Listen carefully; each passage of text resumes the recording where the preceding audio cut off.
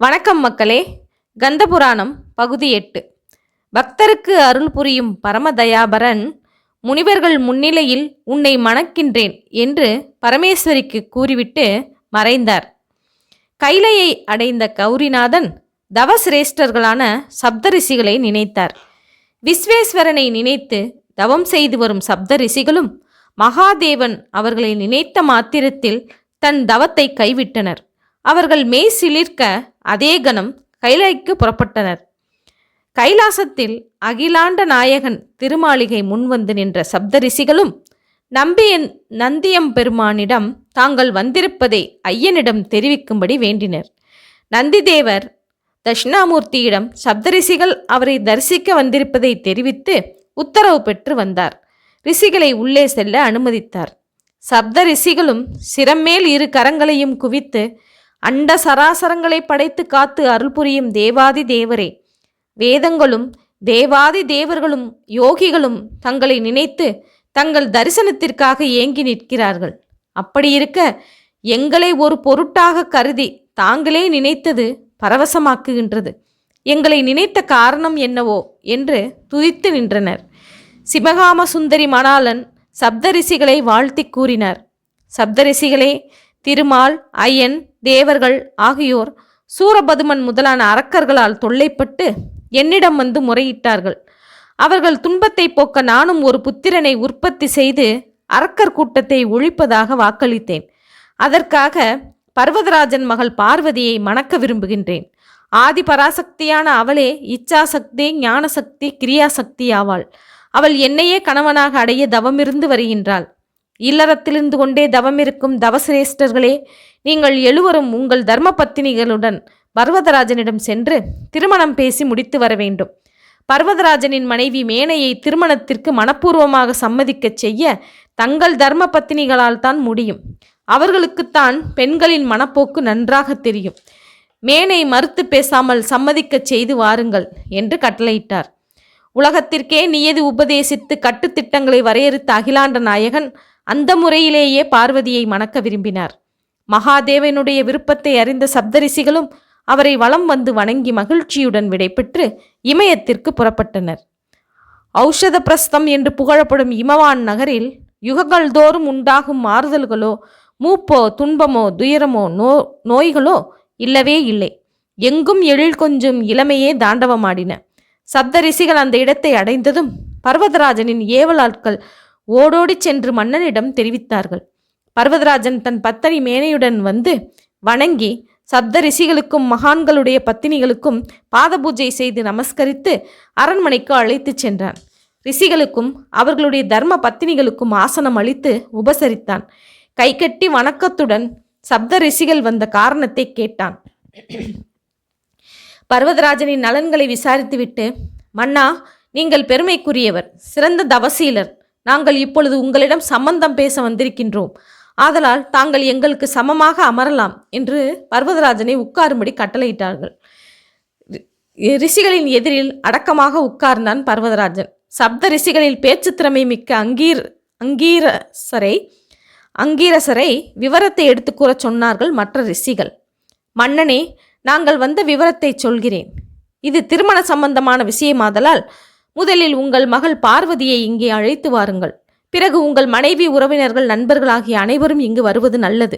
அவர்களையும் அழைத்து வாருங்கள் என்று கூறினார் அங்கீரசர். பர்வதராஜன் மகிழ்ச்சியடைந்து முதலில் தன் மகள் பார்வதியை அழைத்து வர ஆட்களை அனுப்பினார். பிறகு உறவினர்கள், நண்பர்கள், பெரியோர்கள் ஆகியோரை அழைத்து வர செய்தார். பார்வதி தேவியை ஆசிரமத்திலிருந்து அழைத்து வந்தார்கள். அந்தப்புற மாதர்களும் தாய் மேனையும் பார்வதி தேவிக்கு மங்கள நீராட்டினார்கள். புத்தாடை அணிவித்தார்கள். சகல ஆபரணங்களையும் பூட்டினார்கள்.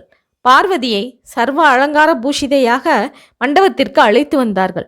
இதற்குள் உறவினர், நண்பர்கள், பெரியோர்கள் ஆகிய அனைவரும் வந்து சேர்ந்து விட்டனர். சகலலோக நாயகியான பார்வதி வந்து தந்தை பர்வதராஜன் அருகில் நின்றாள். அவளை கண்டதும் சப்த ரிஷிகளும் அவர்களுடைய தர்ம பத்தினிகளும் மனதால் வணங்கி துதித்தார்கள்.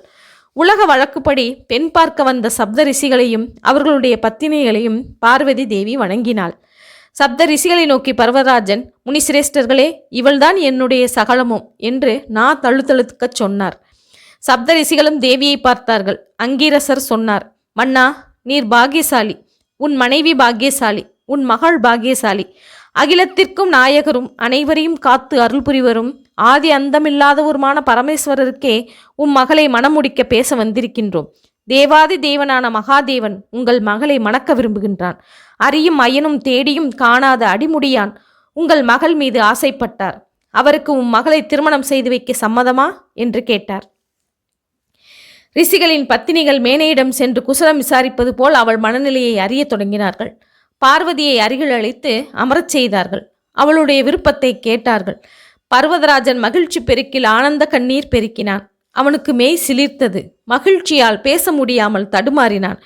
கடைசியில் தன்னை திடப்படுத்தி கொண்டு சொன்னான், முனிசிரேஷ்டர்களே, உங்களுக்கு பல கோடி நமஸ்காரங்கள். என்னை எல்லையில்லா ஆனந்தத்தில் மூழ்கடித்து விட்டீர்கள். சகலலோக நாயகியினை என் மருமகனாக பெற நான் என்ன பாக்கியம் செய்திருக்கின்றேன். என் மகள் பார்வதியின் மூலம் நான் கிடைப்பதற்கு அரிதான பதவியை அடையப் போகின்றேன்.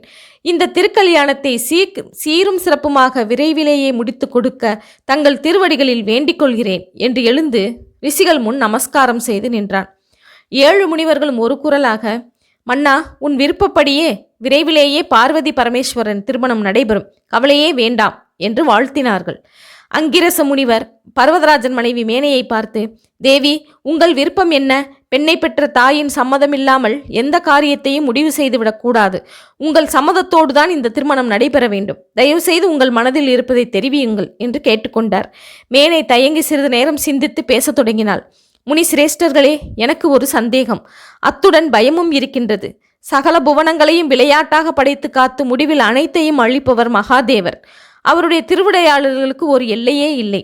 அடிமுடி காண இயலாத ஆதி அந்தமில்லாத பரம்பொருளான அவர் தவசிரேஷ்டனும் சிறந்த பக்திமானும் மன்னனுமான தக்ஷன் மகள் தாட்சாயினியை மணந்தது அகிலம் அறிந்தது. கால வித்தியாசத்தால் யாகம் செய்யும் போது ஒரு சிறு தவறு செய்துவிட்டான். அதற்காக வீரபத்திரரை தோற்றுவித்து யாகத்தை அழித்து வந்தவர்களையும் கொன்றுவிட்டார். தக்ஷன் தலையை கொய்து விட்டார். இந்த பயங்கரமான சம்பவம் என் மகளை அவருக்கு திருமணம் செய்து கொடுக்க தயக்கத்தை தருகின்றது. மலை மக்களான நாங்கள் பேதைகள், அதிலும் கல்வி அறிவோ நாகரிகமோ இல்லாதவர்கள். நாங்கள் அறியாமையால் சிறு தவறு ஏதும் செய்துவிடலாம். அச்சமயம் தக்ஷனுக்கு ஏற்பட்ட கதி எங்களுக்கும் ஏற்படாது என்று எப்படி நம்புவது?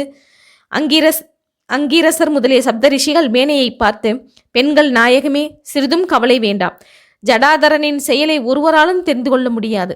அகிலாண்ட நாயகன் தக்ஷனுக்கு சகல ஐஸ்வர்யங்களையும் அளித்து அவனை தக்ஷ பிரஜாபதி என்கிற பட்டத்தை பெறவும் தகுதி உள்ளவனாக்கினார். அத்தகைய மகாதேவரை அவன் மறந்தான்.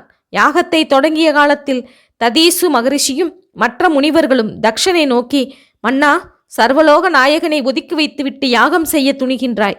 இது நல்லதல்ல. சர்வேஸ்வரரான அவர் இல்லாத யாகம் எப்படி பூர்த்தியாகும்? இப்பொழுதும் காலம் கடந்து விடவில்லை. நேராக சென்று பரமதயாளனான கருணாநிதியிடம் மன்னிப்பு கேட்டு அவரை தாக்ஷாயினியுடன் யாகத்திற்கு அழைத்து வா என்று புத்திமதிகளை சொன்னார்கள்.